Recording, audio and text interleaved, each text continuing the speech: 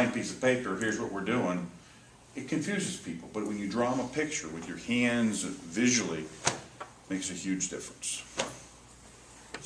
I'd like to add as well, that we're still part of the discussion. Yeah. So adding to the discussion, people will hear me talking about holograms. When I'm coaching speakers, I talk about creating holograms. And some folks are lost on that, and hologram comes from the old Star Trek and things like that. But there were holograms, right? They weren't real, but they were there, you could see them. And so what we do is create pictures in people's minds by creating a hologram. If you're having a discussion, you're referencing your mother or your father or a coach or someone. I gave a speech where I referenced the Wizard of Oz. And I created a hologram and I placed the Wizard of Oz on the stage. And I never had to go back. All I did was point to the hologram. People knew I was talking, referring to the Wizard of Oz. We all have mean, nasty wizards in our life.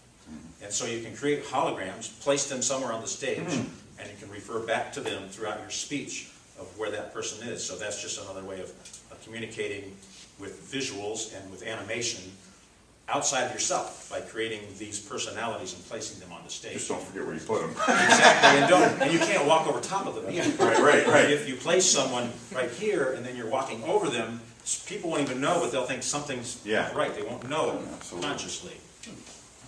And I believe that the more you can appeal to an audience's feelings, the more effective you're going to be also. That's somebody mentioned earlier. Who was it? Somebody mentioned feelings. No? Nobody's going to say something.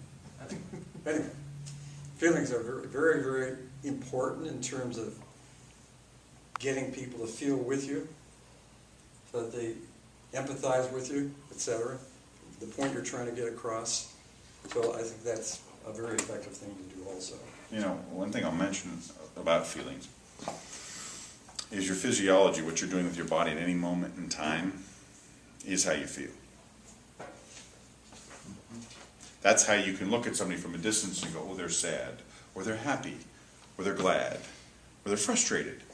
You don't have to hear a word they're saying. You can just see it visually, because that's what happens. I can come up here and act out, without saying a word, a movie scene that everybody's seen. You'll be able to tell me what movie and what scene it was, because every physical movement is an exact emotion. There's over 275,000 human emotions, and it's like a combination on a safe. And you'll go like, oh, I know that scene.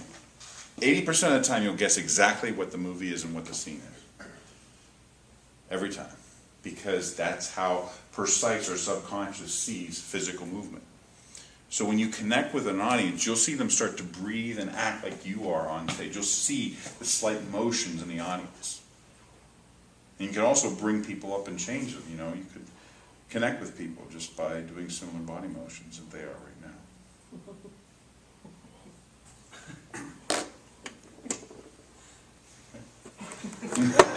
I would also practice trying to move away from the podium. Because the podium, if I stay up here, it becomes a distancing, what I call a distancing phenomena. So if I talk to you from here, I'm not really connecting as much as I'd like to. So I'm going to move out here because I have a reason for moving out here.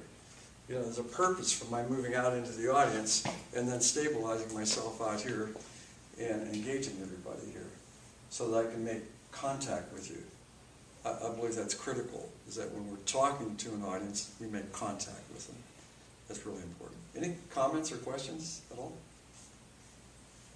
We really, George just had this idea to demonstrate more of specific things and then kind of work them and get feedback and demonstrate and go on. I think you're all gifted speakers, I really do. And I think the program is magnificent. If you'll notice, I came here several times before I finally joined up because I wanted to really see what it was all about. And I think it was magnificently structured, put together, the whole thing. But I think if there's any one thing that's lacking, it's that I think you need to come up here and practice what we're talking about.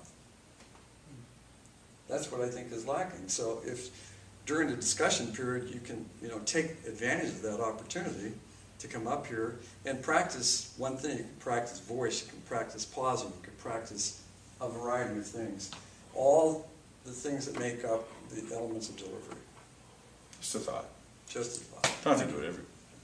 Did you have a comment? I know that, George, I know that you've been speaking in public for a long time, but what was your main theme? What did you go out and speak about? I really train people. Okay, so I didn't know what sort of That's- field it was that you If were. I were, I'd say I'm a teacher and a coach, a Okay. trainer. Okay. That's what I've done. That makes sense. I just wasn't sure. That's how I speak. I haven't really given a speech Yeah, 20 years. yeah, okay. But going on a little bit more with body language, there's something called mirror neurons in human beings, and when babies, you smile at babies and you think they're really just smiling on their own, they're really just mocking your face. That's all they're doing. We as humans that's how we connect. We have similarities with our body language. We connect emotionally, we're emotional beings.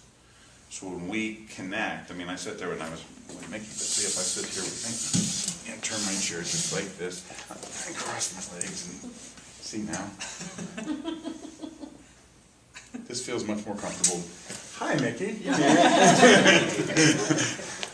Feels much more comfortable. Better with pants. So it's the same thing happens, but same thing happens when you speak. Take on similar body as the audience, and you can pace them up or pace them down. Unless it's the guy in the front row going like this. Yeah. Well, I've seen some interesting things happen with it. I think you I literally saw a can believe speaker. that I literally saw a speaker. The guy had his feet on the stage. The guy came up and went, BAM! And kicked the guy's feet right off. I'm thinking, wow. He didn't just do that. He handled it. Wild, but It's nice when you're actually giving a presentation, and that guy unfolds his arms. And Yeah. and all of a Oh, yeah, sudden he's yeah. with you. Yeah. That's true. absolutely. So, any other questions, comments? Did you like, I mean, just a different flavor for discussion. I think, It was more like a workshop than a discussion. yeah, it was kind of something we wanted to try to see if to open it up a little bit. Yeah. I have one question. You mentioned that. You tried something a little bit different tonight. Yes. What was this? And if it had a sort of name to it, would you say? I think JC put it perfectly. He called it a workshop. And really with the workshop, you can also add discussion into it, because once you demonstrate, you explain it, you demonstrate it, and then people participate, then you can talk about it and what were the results. Kind of like a round table, which allows everybody to get involved in their thoughts and engages everyone. So I thought that it worked well, and I think we should try it again. All right.